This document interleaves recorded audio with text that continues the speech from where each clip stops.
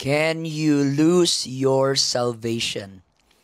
Now, mahababang usapan yan, pero try natin na masagot in a nutshell. My answer?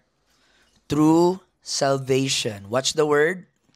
True salvation can never be lost.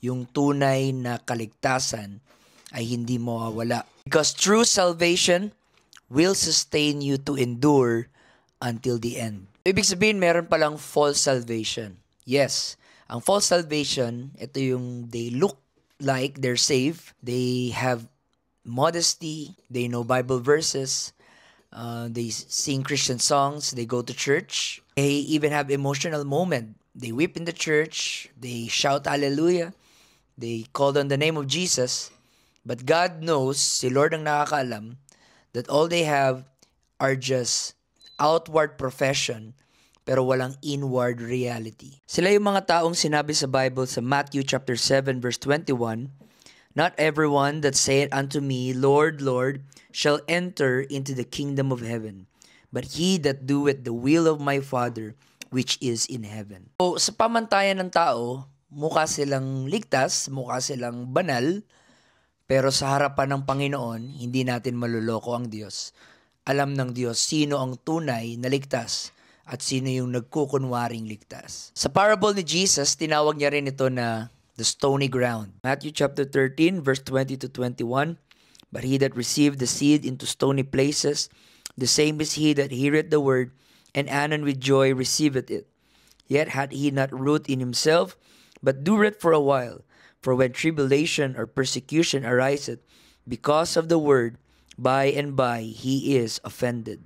Fake salvation is yung merong temporary enthusiasm, may temporary hype and exuberant joy sa paglilingkod sa Panginoon, pero sa panahon ng trials, panahon ng tribulations, sa panahon ng offense, madaling natutumba at tumatalikod sa paglilingkod sa Panginoon.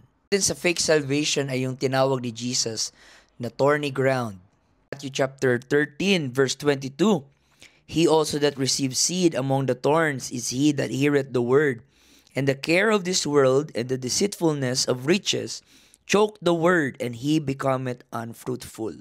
Naman yung mga tao na mukhang Christian sa simula, nasa church, naglilingkod sa Panginoon, but over time, ni-reveal ng Panginoon na mas mahal pa rin nila ang sanlibutan at mas mahal pa rin nila ang kayamanan sa mundong ito.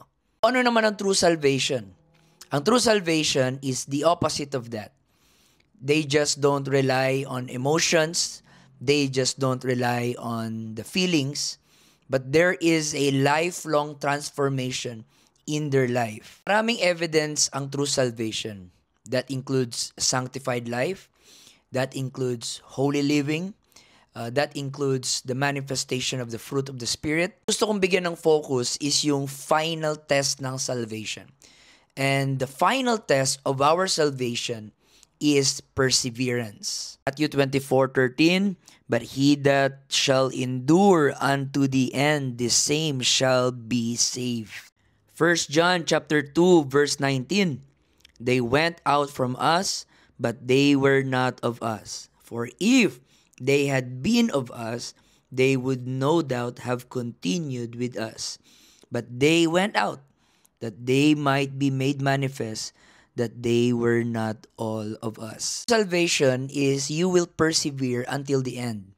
Daranas ka ng pagsubok, daranas ka ng problema, daranas ka ng karamdaman, daranas ka ng katisuran sa loob ng simbahan, daranas ka ng mga pangungutya sa paglilingkod mo sa Panginoon, pero hindi ka sumuko. You keep on serving the Lord because that kind of strength to endure is the evidence of the salvation na pinagkaloob sa atin ng Panginoon. Does that mean na porket meron kang true salvation ay hindi ka na mag-stumble, hindi ka na magkakasala, hindi ka na magkakamali? But the Bible says that the just man falleth 7 times but riseth up again. Ang true salvation is maraming beses ka man nagkamali, natumba, nagkasala, pero bumabangon ka, mabilis ka mag-repent, at nakikita sa yung direction ng buhay mo ang tunay na pagbabago. We love to quote, "When I fall, I shall arise." Yun ang evidence nun. Ang false salvation, when they fall, they cannot arise. Pero ang true salvation, when they fall, they shall arise. Thanks be to God. Promise ni Lord, darating ang panahon, we will never fall again because we shall be like Him. Jude 24, "Now unto Him that is able to keep you from falling, and to present you faultless before the presence of His glory with exceeding joy." Minsan, depende rin yan sa kausap natin. Kausap natin sasabihin, Kristiyano ako, pero nag-backslide ako at bumalik ako sa pag-iinom, bumalik ako sa paninigarilyo, bumalik ako sa immoral lifestyle, bumalik ako sa iba't ibang klase ng kasalanan. Diba, hindi naman nawala yung salvation ko? Sagot ko, kung hindi ka magre-repent, hindi ka talaga totoong ligtas. Dahil ang ebidensya ng kaligtasan is a sanctified life. It is a holy living. If you keep on justifying na save ka, but you keep on living a life that is contrary to the Word of God, then you are not truly saved at all. Sanctification is the evidence of salvation. Kung ang isang tao ay lalapit na may pagpapakumbaba, crush ang spirit, broken ang heart, full of guilt, sising-sisi, at sabihin niya, "Pastor, nagawa ko to, sobrang hiyang-hiya ako, diring-diri ako sa sarili ko, bakit ko to ginawa, Kristiyano pa naman ako, nawala ba yung salvation ko, Pastor?" Agad, ang sinasabi ko, no, hindi nawala ang salvation mo. Because the point that you admit it, you confess it, and you were honest over it, and you are broken, and you have this contrite spirit, and you're willing to take accountability sa iyong action, that is an evidence of the saving work of God. Through salvation, they hate sin, they will confess their sins, and they will repent of their sin.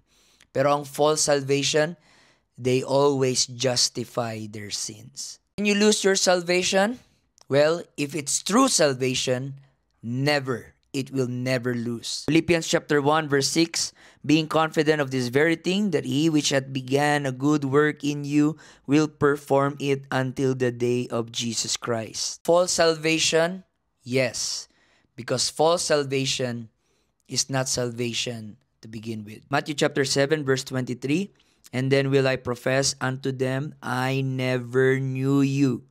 Depart from me, ye that work iniquity." Hindi sasabihin ng Diyos, "I once knew you, but, you lost it, you failed. So, I don't know you now." No. Ang sabi ng Panginoon, "I never knew you because you were not saved in the first place." So, ang invitation ko sa bawat isa, kasama ako, make your calling and election sure. Examine yourself whether ye be in the faith. God bless.